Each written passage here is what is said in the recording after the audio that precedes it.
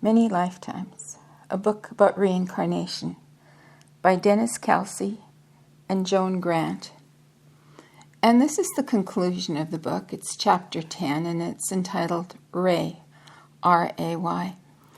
And before I read it, I just want to say I'm a bit sad about coming to the end of this book because I've thoroughly enjoyed it, and I hope you have too. For me, it's a very meaningful book because Kelsey, as you know, is a psychiatrist, and he's into past life regression and hypnotherapy and all the things that interest me. So he and his wife, Joan, they alternated chapters in this book. He wrote a chapter, then she wrote a chapter, and I've only read his chapters. If you'd like me to read hers as well, let me know. I'm going to be reading her book after this, and I'll link this but at the end. But here we go. Chapter 10. We met Ray in 1959 when she was 32, and soon afterward she asked me to see if she could learn to induce a state of auto-hypnosis so that she could use it to switch off discomforts during the later stages of pregnancy and pain during the birth of her third child. She proved to be an excellent subject and acquired considerable proficiency in the technique in half a dozen sessions. She was in complete sympathy with our ideas and became a close friend and a staunch ally. She did not live in London, and as she was fully occupied in coping extremely efficiently with 3 children, the chores of the household in which there was a constant stream of visitors, and an antique shop, we did not see her nearly as often as we would certainly have done had we been less busy. After we moved to Collonges, Collonges, in 1963, she was able to spend 2 short holidays with us, and we met 3 or 4 times during our infrequent visits to England. We had not heard from her for 6 months, when on the 6th of June 1966 she telephoned us. She was in a London hospital and had just been told that a lump in her right breast had proved to be a cancer of a very malignant type, and that a mastectomy would be useless. The specialist had said, frankly, that she only had a 50-50 chance of surviving for 5 years, though if she achieved this, the likelihood of a recurrence would each year diminish. An indication of Ray's quality is that she spoke as though this appalling news were no more than a tiresome problem to be overcome, with the minimum of trouble to anyone else. She was to have a 6-week course of deep X-ray therapy, but this would give her an excuse to leave the chores to other people while she came to Cologne to convalesce. She made no secret of the fact that she had cancer, but she maintained a cheerful facade to everyone except Joan, from whom she knew it was needless to conceal her real feelings. They did not often write or telephone to each other, but Joan was often with her when they were asleep. If I had any doubts about their ability to communicate in this way, these would have been abolished by an incident which occurred on the 8th of July. Joan woke in tears, saying that Ray was feeling terribly depressed. Quote, she is revolted by a new symptom and feels that instead of the cancer being just a lump in her breast, it is spreading all over her. And what makes it even worse is that she is so ashamed of being in despair. End quote. Although we knew that telephone conversations with Ray were limited to trivialities, for she was afraid of being overheard at her end of the line and causing anxiety, Joan rang up that morning, fortunately at a moment when Ray could speak freely because she was alone in the house. I picked up the extension, expecting to take part in the conversation, and heard Ray describing what Joan had already told me 2 hours earlier. The new symptom was profuse weeping from the skin burn caused by the final dose of X-rays, a factor which cannot always be avoided in a necessarily intensive course of this treatment. I heard Ray say, "Until the burn went so disgustingly soggy and sore, I had managed to dissociate myself from the cancer, almost as though I were one of the doctors to whom I am only a right breast with a secondary in the armpit. Now I feel it is spreading all over me. I am so ashamed of this panic.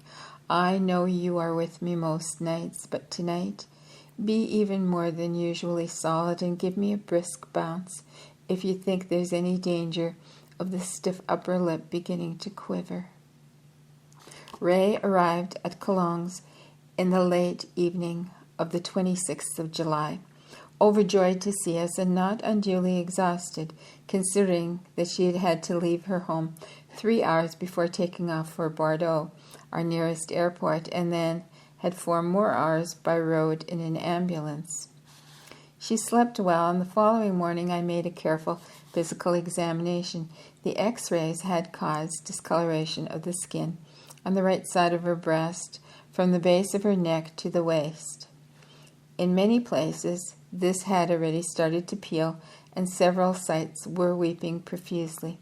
The practice with hypnosis, which Ray had had when we first met, proved useful, for I was quickly able to induce a surgical degree of anesthesia, which meant that not only were her dressings changed without discomfort, but she could immediately use her right arm freely, which she had been unable to do for several weeks. The growth was readily discernible, but there was every reason to believe that the X-rays had rendered it inactive, and I was unable to find any signs of spread. The only ominous feature, which I did not mention either to her or to Joan, was that the timbre of her voice had altered, a change undetectable when she had been speaking on the telephone, and which might be due to an enlargement of the glands in her neck. She was very optimistic about her chances of making a good recovery, an optimism which was increased by the rapidity with which her skin healed, and by the improvement in her sleep, appetite, energy, and general well-being. But she took the realistic attitude that her cure was by no means certain, and that she should use this opportunity to resolve any character traits which might cause her to precipitate herself back into incarnation. Or, to use her own words, "Whether I die next year or when I'm 90, I want to be sure I shan't promptly land myself back to brawl in another pram." She asked us to help her to get rid of 3 facets of her personality.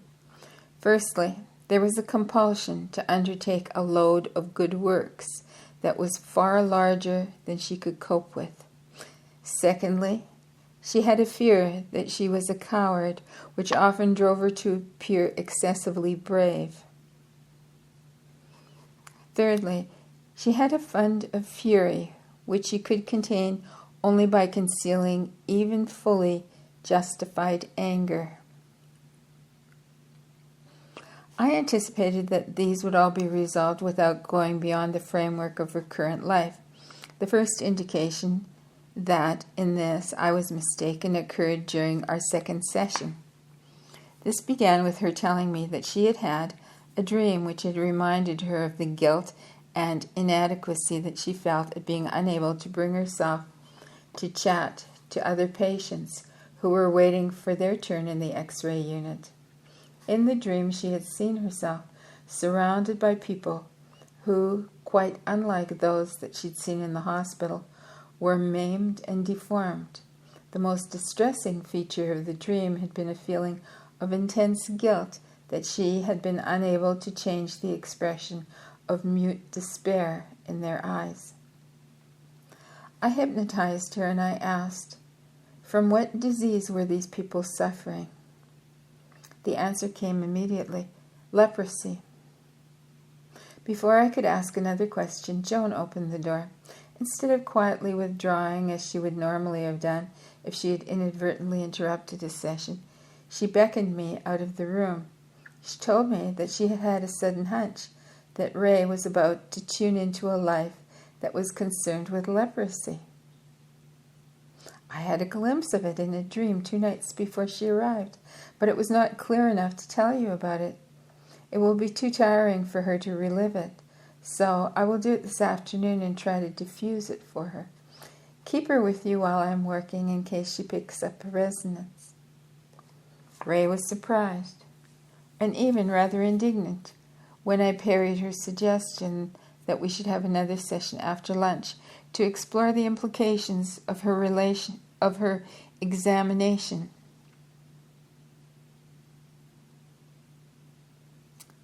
She should explore the implications of her examination, leprosy. But I kept her attention firmly riveted in the present by playing Tom Lehrer on the record player. At about 5 o'clock I saw Joan walking back to the house, looking very weary. She told me that she'd managed to make a very close identification with an earlier personality of Ray, which had been involved with lepers in either the 8th or the 9th century A.D. This woman, who had long flaxen hair, had committed some sin of which the details were not entirely clear because she had accepted forgiveness for it, although only at the price of penance. This penance had been self-inflicted and not undertaken at the command of any ecclesiastical authority. The sin was connected with the death of the woman's husband, who had been killed, probably murdered, when it was recognized that he had contracted leprosy during a long absence abroad. The region where she lived was forested with pine trees, and the people had fair skins, so it may have been Sweden or one of the other Baltic countries. The woman, for 9 years, had made herself responsible for the care of the lepers. She provided them with shelter in wooden huts built in a forest clearing. She took them food, dressed their wounds, and, in her eyes, by far the most important service, brought them the bread of the Eucharist, for they were not permitted even to approach the chapel. Joan recalled many terrible details about the condition of each patient, of whom there were between 55 and 60. She could not be more precise, details which I was thankful Ray had not to see. Then this woman herself had contracted leprosy. She knew this only when, carrying a rushlight, which had burned so low that it was singeing her hand, the priest, instead of giving her the bread, stared at her in horror and then fled through a door behind the altar. He must have known that total insensitivity of the fingers is one of the early signs of this disease. The woman also fled alone into the forest. There, consumed with remorse, at no longer having the courage to look after the people who trusted her, she died. Joan was not sure whether she died from cold, it was winter, or whether she carried out her intention of hanging herself with her belt. I told Ray only the bare outlines of the story, but it was sufficient for her to accept its validity. She said she felt as though a tremendous burden had been lifted from her shoulders, and I had never seen her so gay and carefree as she was that evening. During luncheon a few days later, when the complement of guests and children had been augmented by 4 others who had arrived unannounced with books for Joan to sign, I noticed that Ray was unusually silent. When people had dispersed, some to swim in the Dordogne, Dordogne, others to go with Joan to see a chateau, she marched determinedly to my study. The door had hardly closed behind us when she exploded. You must find out where my rage comes from. It flares up when I least expect it. One of the droppers in, whom Joan insisted on feeding, made a fatuous remark about our lovely village. I just managed not to make a riposte? Ripest? Gee, this is a word I don't know. R-I-P-O-S-T-E. Maybe it's an old word. I don't know this word. I just managed not to make a riposte, which would have sent her scuttling in shame for her silliness. But I was so choked up with fury that I couldn't eat anything, and she went on placidly munching. I calmed her down and then induced hypnosis. At the count of 10, I asked her what word came to her mind. The word was stone. It occurred to me that this might be leading to a scene in which she had been stoned to death, and I was considering whether it would be better to break off the session until Joan had returned, when Ray continued. I can see a stone wall. It's wet. I'm in a cell. That light comes from a circular opening above me, about 7 feet from the ground. There is an iron ring in the wall. At this point, she became very distressed, and she asked me to bring her back to the present. But when I had done so, instead of accepting my suggestion that we should postpone any further explanation, she said, "The scene is still too vivid, and I know I must go through with it." When she had again shifted level, I asked her how she got into the cell. "I'm being dragged there by an infuriated mob. I can see their feet, filthy and ragged. I am a man. I wear a brown robe, like a monk's habit. How dare they do this to me?" She paused, and then she said urgently, "Count up to 20. Get me out further. I must see why they're doing this to me." I had only begun to count when she exclaimed, "It is because of what I was doing with the acolytes." She sounded astonished. "I only did it because I was so bored. I was bored with everyone in that horrible little community. They are poor and mean and degraded. Even the countryside is hideous, hot and dusty and barren, not a tree in sight, only a few goats. Every day 3 men come into the cell and tie me by my arms to the ring in the wall. They leave me hanging there while the people look down through the hole above me and they jeer.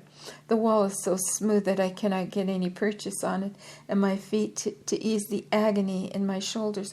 Oh, God, how I hate them. Hate them even more than they hate me."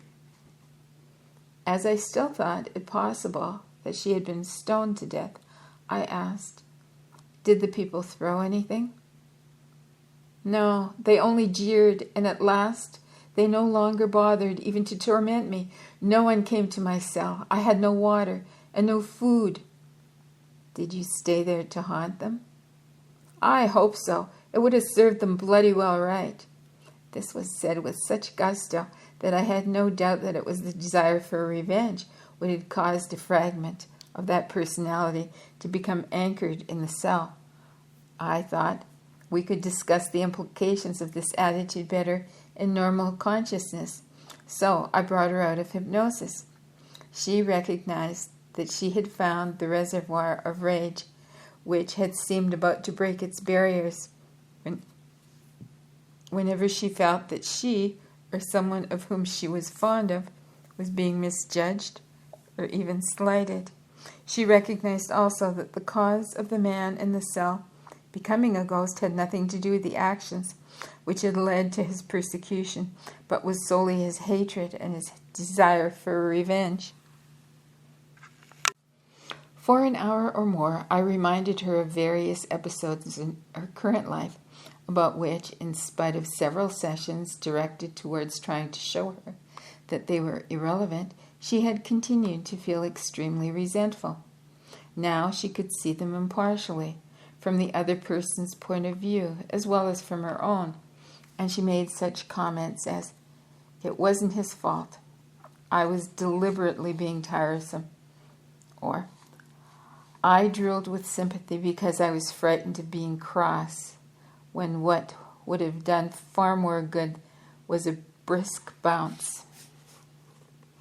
Then she was silent for several minutes, until she exclaimed, "At last I can see how loathsome it is to bear grudges. I am free. Goodness, I feel so happy." Even when in the best of health, Ray had always suffered from insomnia, and like Joan considered it perfectly normal to read at least one book before she even tried to sleep, and during the night would probably start on another. Her bedroom was next to ours, and if Joan saw that her light was still on, after a couple of hours she would go see whether she wanted tea, soup, or company, or perhaps a moonlight stroll in the garden. Ray had promised to fetch Joan if she had a twinge of pain, or even if she was feeling lonely. So we were both worried when she admitted that for 2 nights running she had lain wide awake because she was racked with sciatica. I was relieved to find that the sciatica was coming from nothing more sinister than a patch of lumbar fibrositis. Lumbar fibrositis. Ray was convinced that its origin was psychological, but as I wanted to have several days' rest before giving her a chance of delving into another incarnation, I tried to cure it by physical means and with straight hypnotic suggestion. She persisted with this policy for 2 days, but as it proved entirely ineffective, I hypnotized her and asked for a clue which might lead us to its real source. After a long pause, she said, "Saddle." Then, without further prompting, "It has a high back, and the stirrups are of leather, not iron. I am swaying in the saddle, for I've been riding for a very long time. I'm terribly tired, and so is the horse. I can hardly stand up. I'm wearing some sort of armor and a tunic, but I'm bareheaded. My left leg is hanging down, useless, not in the stirrup. I can't move it. I cannot see what I'm wearing on my leg. It is not chainmail. It's a sort of spiral armor. My knee is very swollen, and I can't get the armor off." I asked her if she were feeling pain anywhere else. She was silent for 2 or 3 minutes, and then she said, "I seem to have hurt my head. Here," pointing to her right temple. I asked her to see how her leg was injured. There was a great commotion. Many people, many horses. I cannot see what weapon I'm fighting with. I think it's a sword. Others have swords, some only staves. They are on foot. I have fallen off my horse. I was heaved off it by someone on foot. It was then that my knee was crushed. It was not a formal battle. We were party making our way to the sea to embark on boats. How did you come to be alone? I don't know. Someone must have put me on the horse. I could not have mounted it by myself. It is not my own horse. My leg is terribly painful, and so is my back. I know I am bound to die. I must stay on the horse. A lot of blood on the sand, all over the ground, but it's not mine. Were any of your friends killed? All of them, I think. There is only one left. And then she said in a very subdued voice, "I left someone there. He's on the ground. I kept saying to myself, he will die in a moment. I took his horse. I should have stayed with him. I shouldn't have gone. I got on the horse by levering myself up from a rock, and I fled out of sheer fright. Oh, I should have stayed there. He was still conscious. I can never forgive myself for deserting him." It was obvious that she was in anguish of remorse, so I tried to comfort her by saying, "If it had been you who was deserted, would you have found it impossible to forgive him?" "Of course not." it would not even have been difficult. Then why do you imagine that his capacity for forgiveness is so much smaller than your own? I don't, of course I don't. He was far braver and more generous than I, and that's why I cannot forgive myself for leaving him. Then he must go long ago.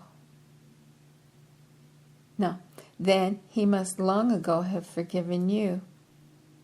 Why will you not use his forgiveness to forgive yourself? She was silent for a few minutes. Through false pride, I was too ignorant to accept forgiveness for being a coward. Cowardice was humiliating enough, and my pride made forgiveness seem a further humiliation. To accept it would have put me under an obligation, so it was easier to punish myself over and over again by trying not to forget my cowardice. Through enduring pain, I need not have suffered, but I am no longer too arrogant to accept forgiveness. I shall be able to forgive other people so easily now that I can forgive myself. After a long pause, during which she looked drawn and tense, her face relaxed into a smile of contentment. That is over now. I am at peace with myself, and the difference in my leg is indescribable. Ray left Colin Jones on the 6th of September, for although her appointment with the cancer specialist was not until the following week, she wanted to be home in time for the birthday of her elder son. The clinical notes I made on the previous evening read, "Her general condition is good and her morale high. The lump in her breast seems definitely smaller and is less firmly attached both to the skin and the underlying muscle. Apart from a doubtful epitrochlear gland, I can find no evidence of metastasis. The ominous signs are that she has lost 7 pounds during the 6 weeks that she's been here. I hope this is due only to the fact that our diet is high in protein and non-fattening. She now weighs 133 pounds, a reasonable weight for a woman of 5'8". She gets breathless very easy during a walk, and even considering that most of the tracks are steep and stony, she has less stamina than I would have liked to see, and there is still that change in the timbre of her voice. We can only hope that these signs do not indicate a persistence of the cancer process." As Ray telephoned to assure us that she had not been unduly tired by the journey, and that her household was running so smoothly that she could continue to give herself every chance further to recuperate, Joan and I seized the opportunity of a gap between batches of visitors to go to Paris, where we intended to stay for a week. On the 13th, Ray telephoned, having just got home from seeing the specialist. "The lump in my breast is inactive, so that's fine," she said.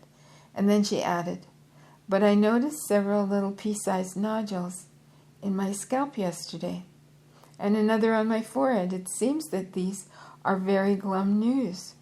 He says they are also secondary deposits in my left arm and in the wall of my chest."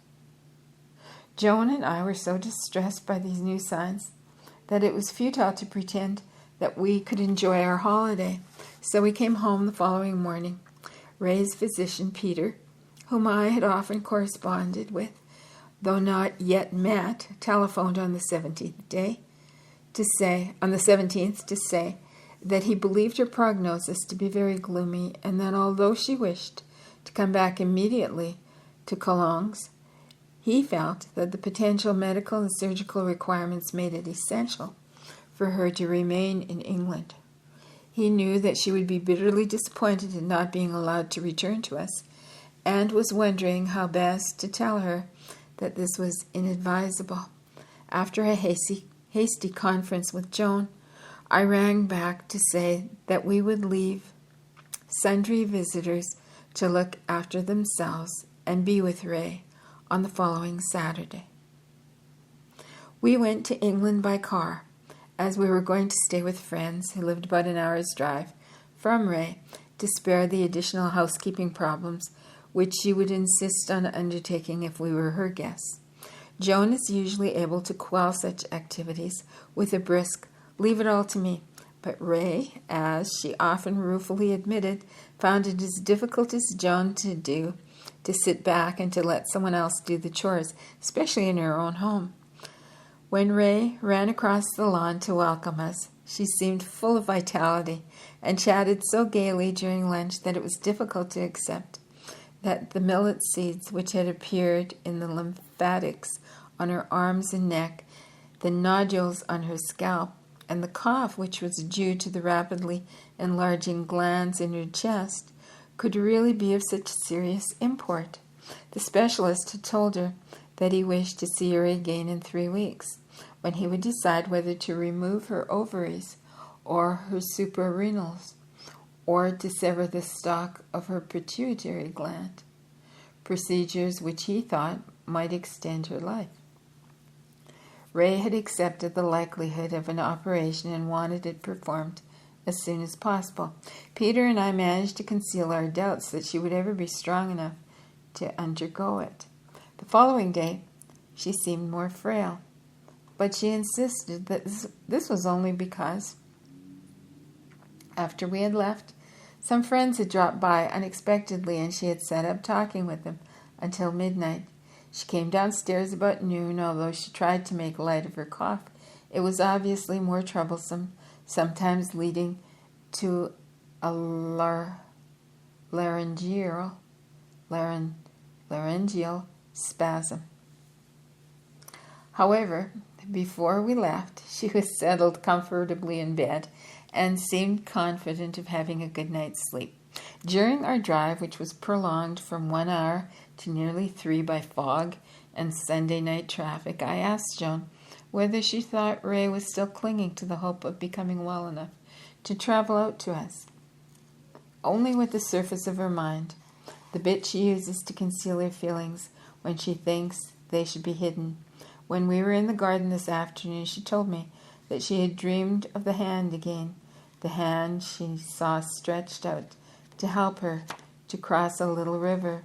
She knew that if she clasped the hand, she would not come back to her body. She first had this dream on the night that she was told she had cancer, and she has had it twice since she came home. It's interesting how dying usually seems like crossing a river. I remember doing it often myself. About half an hour later, Joan announced that she was getting echo symptoms from Ray, who felt sure that she was having difficulty with her breathing. I had had far too many checks on the validity of Joan's ability to resonate to other people's symptoms to be able to comfort myself with the hope that this was due only to anxiety. By the time we arrived, Joan sounded as though she were suffering from asthma, so I was glad that there was no telephone message waiting for us, for the fog was by now so thick that the return journey would have taken most of the night. In the morning, I was backing the car out of the garage when Joan came out of the house carrying an overnight bag. She slung it on the back seat, saying, "We shall need this because we shan't be coming back here tonight." I wish I had had the hunch sooner, for then I would have had time to pack a suitcase. Before I could comment, we heard the telephone ringing. It was Peter, saying that Ray had suddenly had a massive collapse of her left lung and that her heart was very irregular. He was arranging for her immediate admission to the hospital. She would like us to come as quickly as possible. When we got to Ray, her heart was settling down and her breathing was under control. But she said, "I've been whooping until I retched, worse than when I caught the children's whooping cough." She succeeded in remaining so calm and even cheerful that the young ambulance men obviously thought she was suffering from a trivial ailment and treated her in a jocular, yes, that's it, jocular manner, intending to inspire confidence. On the way to the hospital, one of them asked her, "What's the trouble? A pain in your tum?" In a moment of exaggeration, she replied, "A teeny bit more tiresome than that. I'm riddled with cancer." When Ray told us this, she added regretfully. The poor boy blanched with horror, and I felt such a bitch. X-rays showed not only that her left lung had collapsed, but that fluid was accumulating on the right side also. In addition, she had a huge effusion caused by cancer nodules in the pericardium, the sac which contains the heart. There was no longer any question of operating. It was doubtful if she could even have survived the anesthetic.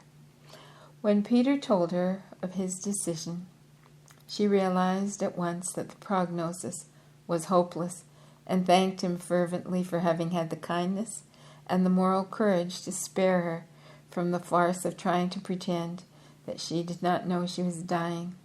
We were equally grateful to him, and our gratitude and affection were to increase each time we met, for many doctors would have been shocked to hear us discuss death frankly with the patient.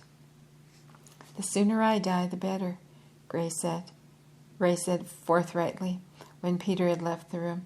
"So you and Joan must remind me how to cross the river. I must have done it dozens of times before, so I expect I find it quite familiar. To start with, I must get out of the hospital, for there are far too many interruptions. Nannies popping in and out with cups of tea and the thermometers to have a chance to even sleep, much less to practice dying." Before we left late that evening, hypnosis had relieved much of the discomfort. Her heart was beating quietly and regularly. Her breathing was smooth. She was in such a profound sleep that I thought she might slip away during the night.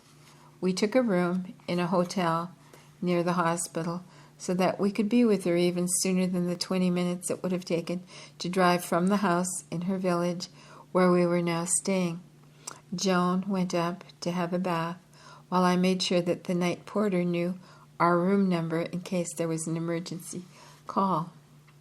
When I joined Joan, she told me that the conviction to which I am now accustomed and only rarely find irritating.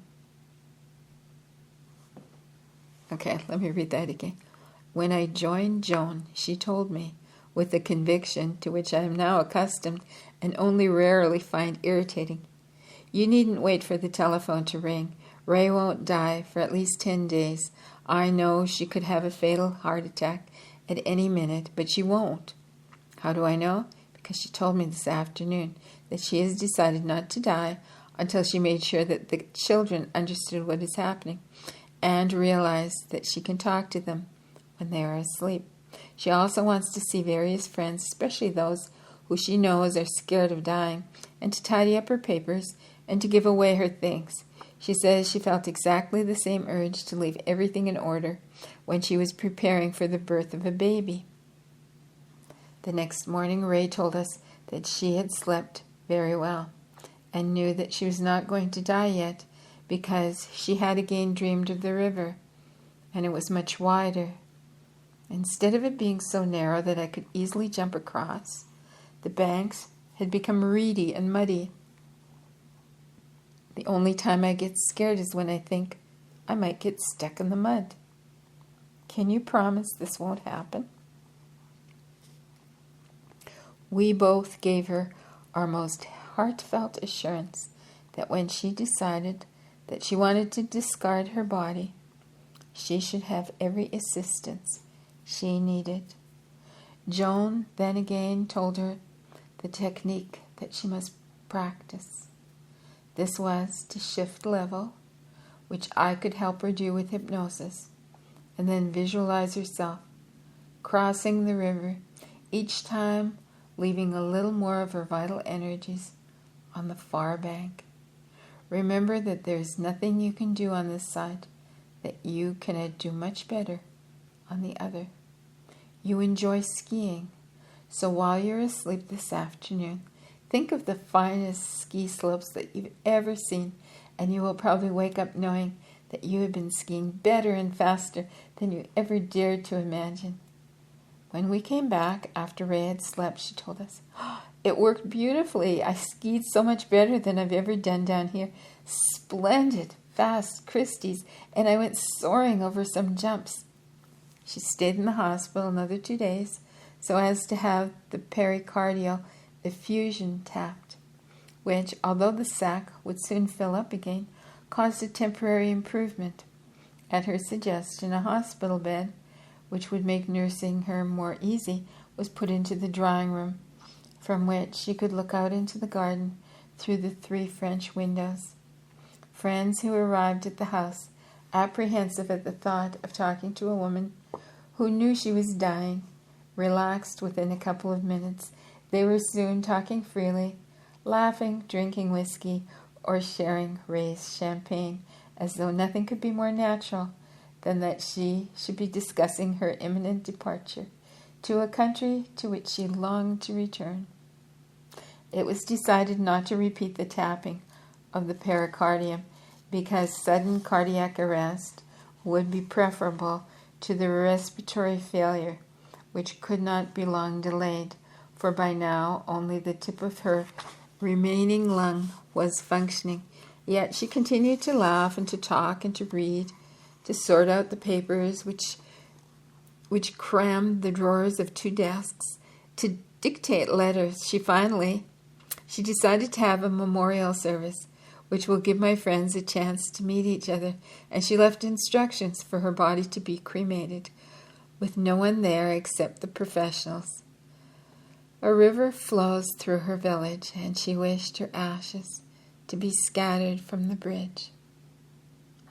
Although her physical reserves were so slight that it was an effort to reach for a glass or a powder compact from the table beside her bed, her peace of mind made the control of her symptoms by hypnosis so effective that she required only minimal doses of analgesic drugs, an occasional tablet of codeine to control a spasm of coughing, and a modest dose of barbiturate at night.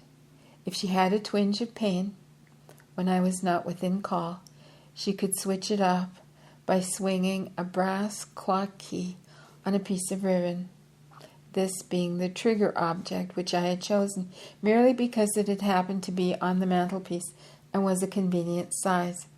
Every afternoon I helped her to practice dying. I would induce the extreme depth of hypnosis, and she would describe what she was seeing on the other side of the river.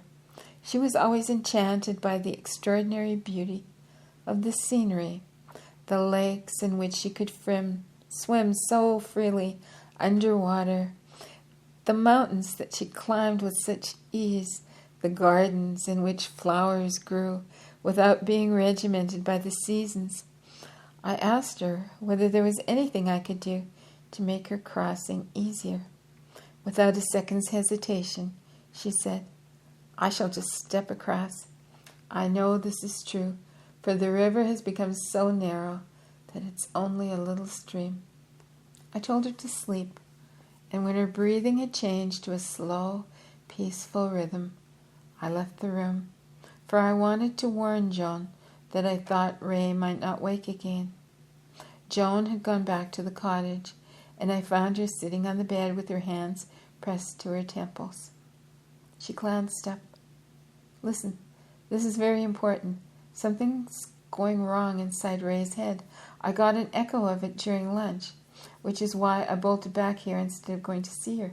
I can often manage to deflect her pain, but this head pain is so terrible that I doubt if I would be able to do anything about it." Joan had no inkling that Peter and I had both been only too well aware that Ray might possibly develop secondaries within her skull, which could cause extreme pain.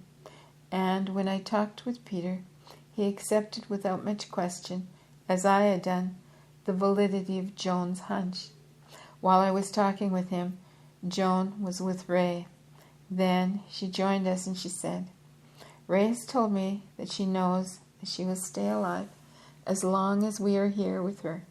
She wants us to go back to France the day after tomorrow by the night's boat. She's going to ask Peter to be with her when we leave and stay with her until she is very far out, and then she thinks she'll be able to cross the channel with us." "I will most certainly do so," said Peter, "and my Joan will come to her early next morning." Peter's wife is also called Joan. Oh, I get it. Okay. And shares his qualities. I can pay her no greater or more sincere tribute. The next day, Ray was feeling so well that she thought there must have been a mistake in the x-rays. Before I could remind her that these were confirmed by Peter's daily examination of her chest, she picked up her hand mirror and studied her lovely face attentively. "I can't really be on my deathbed when I haven't any discomfort.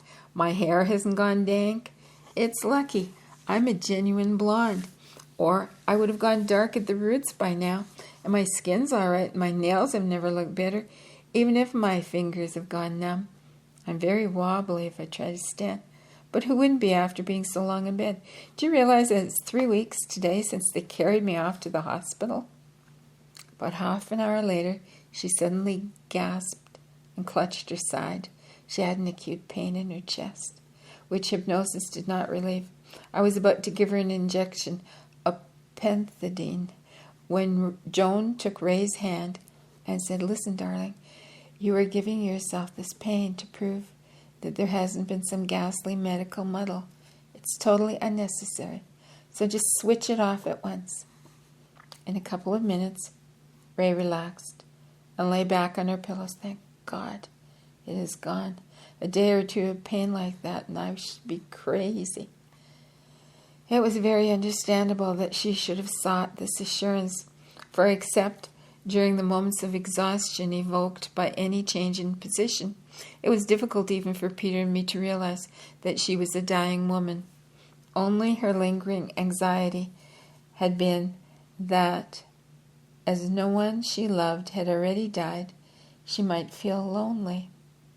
But by now, she had several times remembered being with a man whom she described as one of my special people, whom she thought she had known when they were both Greek. She knew also that she would meet not only her own loves of the long years, but the people to whom Joan and I had been linked through the centuries by affection. On the last day, she said again, "I believe that dying has been the most important thing I have done in my life, for it seems to have made so many people less frightened. I'm so very glad that you have promised to hand it on by writing about me, and I'll try to help." Of our parting, I will only say that the three of us shared a poignant sorrow and a profound peace which I had not previously known could coexist. I had expected that we would be conscious of Ray on the boat that night, but although I slept deeply and Joan remained wide awake, trying to shift level, neither of us could make contact with her. The following morning, after we'd been driving south for about 2 hours, we were both vividly conscious that Ray was also in the car, but the awareness faded after a few minutes. During the early afternoon, Joan, who was driving, suddenly stopped the car and said, "Don't worry about me. I must be alone for a few minutes." She came back, looking preoccupied, and said that she was not yet sure whether we should go to our favorite hotel at Chaumont on the south bank of the Loire, or stay on the north bank in Blois. It was sunset when we reached the river. Again, Joan stopped the car, and then she said steadily, although I knew she was close to tears, "It's all right now. We can go to Chaumont." She did not have to tell me that we could cross the Loire because Ray had already crossed her river. As soon as we had gone up to our room, we put a trunk call through to Peter. He told us that before he had given Ray an injection to ensure that she slept, she had talked to him for about an hour. Her serenity, her assurance of the happiness that she was soon to find, had been the culmination of 3 weeks in which she had given him and his wife something of inestimable value, which they would treasure all their lives. Ray had slept until late the following morning, but then woke to say regretfully to Peter's Joan, who was already with her, "I'm still here, and I tried so hard not to come back." When Peter arrived, she was having a paroxysm of coughing, so he gave her another injection.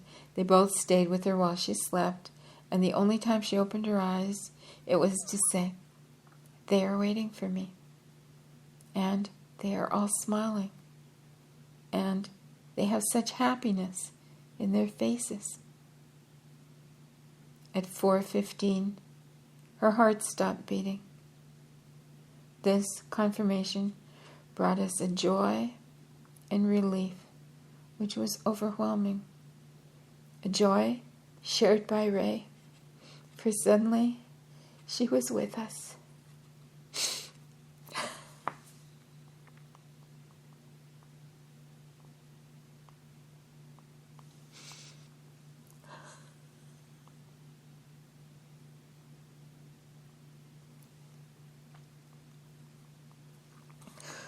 For suddenly she was with us, free and radiantly happy.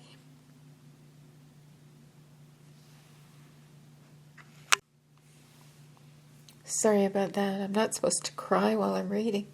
Goodness. Okay, I'm going to read that last paragraph again, and let's see if I can get through it without any tears. This confirmation brought us a joy and a relief which was overwhelming. A joy shared by Ray, for suddenly she was with us, free and radiantly happy. She could hardly have been more perceptible if she had still been using a physical body. Although I had had empirical evidence of the ease with which thoughts can be exchanged between people who are functioning on different levels of reality, as when Joan perched on my knee and dictated extremely useful material while her body was under an anesthetic, I had assumed that Ray would help me write about her by causing me to have flashes of insight or lucid dreams. But on the 29th of October, while I was discussing with Joan the extracts to use for my very detailed case notes, she said, "As Ray is here, why don't you ask her?" I protested that this was her expertise rather than mine, but Joan insisted that it would be easier for Ray to get ideas through to me because of the link we already established through the use of hypnosis. I decided to try the technique which I have already mentioned. I sometimes use during a session to increase the free flow of intuition. This consists in closing my eyes, withdrawing attention from sensory stimuli, and shutting out ideas which stem only from my intellect. A patient seldom realizes what I am doing, though there have been occasions when it took more than a couple of minutes, and he has inquired with solicitude or resentment whether I have fallen asleep. As only Joan was present, I was able to increase the ease of relaxation by lying full length on the sofa, and as I knew that a level shift which lasts for more than a few minutes is likely to produce a marked drop in body temperature, I covered my legs with a rug.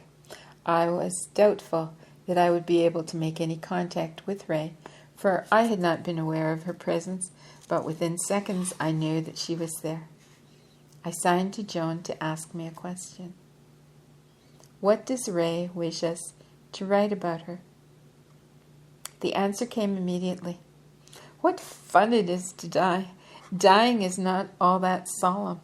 There is not even the sadness I expected at being physically parted. I can always make contact with the upstairs part of you. So for me, there's no feeling of separation. It's not nearly so easy for you because sometimes you can't remember that we've been together. What was dying like? Just what I expected, crossing a river, which had become so small a stream that I could literally step across it. There was no sense of strangeness, for I had been to the river so often when we were practicing. There was nothing to fear because I had seen the beautiful country. Before I came back to it, you and Joan knew what you told me was true. You could not have been nearly so helpful if you had only hoped that it might be. Did you remember some of your own lives? No, did remembering some of your own lives help you? It only confirmed what I already knew. I was convinced that I had lived many times. The moment you reminded me years ago about reincarnation, it seemed so obvious even then that I could not have doubted it even had I wished to. There were so many people to welcome me. I had forgotten how many people I had loved and still loved, even though I had not seen them for centuries. I had a clear visual impression of Ray. Although my eyes were closed, I could see her sitting on the arm of the sofa. I could hear her voice, but the communication was as clear as though the words were being dictated, words which I repeated so that they could be registered by the tape recorder. Within a few days, it had become almost as natural to say, "Why not ask Ray?" as it would have been to suggest consulting her by telephone. I could seldom keep a clear contact for more than half an hour, and when I felt unable to condense her thoughts into words without hesitation, or if my visual impression of her was becoming hazy, I told Joan to turn off the tape recorder. Sometimes my awareness of her would fade gradually. Sometimes it ended as abruptly as though a television set had been switched off. I found that contact was either established very quickly, within a couple of minutes, or that there was none at all. I have had completely negative results about half of the I've had completely negative results on about half the occasions when I have induced a level shift in order to ask some specific questions, and on these, however hard I tried to visualize her or to make myself believe that she was present, such efforts proved entirely ineffective. There have been times when Joan and I, or both of us simultaneously, have realized that Ray was with us, even though we had not been thinking about her for several days. For instance, we were having dinner in the buffet of Brive railway station before meeting visitors who were arriving by the Paris Express, when I suddenly realized that she was sitting in the empty chair at the table. She wanted me to tell the young man who was dining with us how grateful she had been that he had driven half across England to see her before she died. At Ray's suggestion, I have included only the questions and her replies which are relevant to this book, and these occurred in the course of seven different sessions. In nearly every session, she repeated, "Tell them how easy it is to die. If you can remind them that they have had many lives, they will know that there's no need to fear dying." Why was it so easy for you to get out of your body? I had no fear of shedding it. I knew it would be shed quickly because the cancer was spreading so fast that nothing could have prevented me from feeling pain much longer. I think Joan knew it was starting in my head, My body would soon have a barrier between me and the people I loved. Soon become a barrier between me and the people I loved. There is no point in keeping a body which is no longer useful for expressing the rest of oneself. Even 2 more days would have made it difficult for me to leave smoothly. Why would pain have made it more difficult to die? I should have thought that pain would make death even more welcome. Pain, not death, is always the enemy. Pain wastes the energy which, when it can no longer be used for healing the body, it needs to get out of it. Pain can so easily become confused with the simple little act of dying. There is nothing to be gained through pain.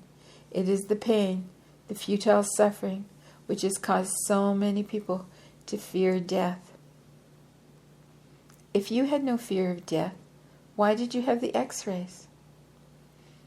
Because I didn't want to leave the people I loved, especially when I was learning how to be useful. I had forgotten that I could be far more useful up here than I was when I had to filter everything. I knew through my intellect. On this level, it's so much easier to make people understand that I'm trying to help them and I'm not just being bossy. What kind of work are you doing? Helping to rescue ghosts, showing people how easy it is to cross the river, and trying to make them wake up in the morning knowing that they can stop being so silly. If you had not rescued your ghosts before you died, would you have come back here to do so? I need not to have been born again, but I would probably have gone on refusing to acknowledge their existence while I was up here. I was too ashamed to bring them with me to the side of the river. Ghosts are very like discreditable relatives that one tries to disown. I could not have ignored them indefinitely because they had to come home before I could be a whole person. This is difficult to translate into words. I used to mean Ray. Now it means all the experience, incarnate and excarnate, which adds up to what up here I mean when I think of myself as me. Could you have freed your ghosts while you were down here, unless you'd been able to remember them? Of course I could. They could have started to become free whenever I chose to change the direction of the energy which was keeping them imprisoned. So it was not essential to remember them. It helped a very great deal, more than I think you realize. When I could no longer disown them, I knew it was too squalid to cling to false pride any longer, too snobbish to pretend that they did not exist. False pride was the source of all my ghosts. I refused to admit that the people I could have helped turned against me because I despised them. I refused to admit that I looked after the lepers only because they provided me with a convenient penance. I refused to admit that I left a brave man to die in pain only because I had not the courage to set him free of his body. Why did you take so long to forgive your ghosts? Before I could forgive them, I had to forgive myself. It was much easier to punish myself, but all that self-punishing did was to feed my false pride. Self-punishing often drives people to shrive their guilt by inflicting on themselves the misery they have caused. And this never does anyone any good. It only adds to the sum of suffering. It's so sad and so silly. Who decides whether or not you will come back here again? Me. You both know this perfectly well. No one is ever sent into incarnation. We are born either because we want to be able to hide our unlovable traits from other people and even from ourselves, or because we have volunteered to try to make the pattern come true on the downstairs level. Why do so few down here people know about the beautiful country? Because they are blinded by the aspects of themselves which have never been here, which could not come up here, because they relished rage, hatred, or wanted to continue making someone else feel small, or gloated over possessions, or believed that they could own people, and the part of their upstairs self, which has gone back to try to educate the delinquent aspects, finds it difficult enough to be in exile without remembering the contrast between up here and down there. Remembering would have made them even more homesick. It is now the 20th of February, 1967. I have not talked with Ray for 10 days. At the close of our last session, she said, "I'm not going to answer any more questions until you finish the book. I have already told you what I want you to say about me.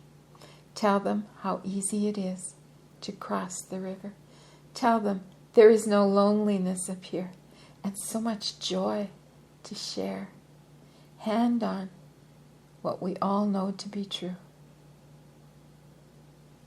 We have tried to do so.